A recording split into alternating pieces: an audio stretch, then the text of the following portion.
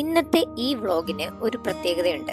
കാരണം ഞാൻ എൻ്റെ വീട്ടിലാണ്, എൻ്റെ അമ്മ വീട്ടിൽ നിൽക്കുമ്പോൾ ഒരു പ്രത്യേക സന്തോഷമല്ലേ എല്ലാവർക്കും. എന്നെ പോലെ കല്യാണം കഴിഞ്ഞിട്ട് അമ്മ വീട്ടിൽ പോയി നിൽക്കുമ്പോൾ ഒരു പ്രത്യേക സന്തോഷമായിരിക്കും. എനിക്ക് തോന്നുന്നു മിക്ക കല്യാണം കഴിഞ്ഞ കുട്ടികൾക്കും. ഇത് എൻ്റെ പേഴ്സണൽ ഒപ്പീനിയൻ ആട്ടോ. സോ ഇന്നത്തെ ഈവനിങ് വ്ളോഗാണ് ഞാൻ നിങ്ങളുമായിട്ട് ഷെയർ ചെയ്യുന്നത്. ഇന്ന് ഈവനിങ് ഞാനായിരുന്നു വീട്ടിൽ മുറ്റുമൊക്കെ തൂത്തത്. അമ്മ സമ്മതയ്ക്ക് പോയിട്ടുണ്ടായിരുന്നു. സോ ഞാൻ തന്നെ മുറ്റുമൊക്കെ തൂത്ത് തീയൊക്കെ ഇട്ടിട്ടുണ്ടായിരുന്നു.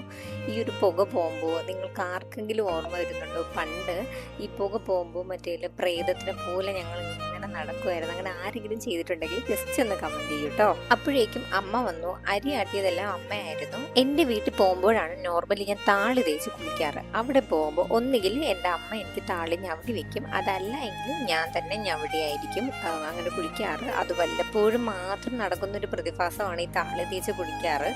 ഇത് വീട്ടിൽ പോകുമ്പോൾ മാത്രമേ നടക്കുള്ളൂ. ഞങ്ങളുടെ വീട്ടിൽ ഒത്തിരി അധികം ചെടികളുണ്ട്, അതുപോലെ മീനിനെ വളർത്തുന്നുണ്ട്. ഈ മീൻ വളർത്തുന്നതൊക്കെ എൻ്റെ സഹോദരൻ്റെ ഒരു ഏരിയ ആണ് ഈ ഒരു മീൻ വളർത്തലെല്ലാം. അതിനുശേഷം താളിയൊക്കെ തേച്ച് കുളിച്ച് വന്ന് അപ്പോഴേക്കും ഏകദേശം ഒരു 5:30-6 മണി ആയിട്ടുണ്ടായിരുന്നു. അപ്പോഴേക്കും അമ്മയും കുളിച്ചും കൊണ്ടുവന്ന് വിളക്ക് കത്തിച്ചു.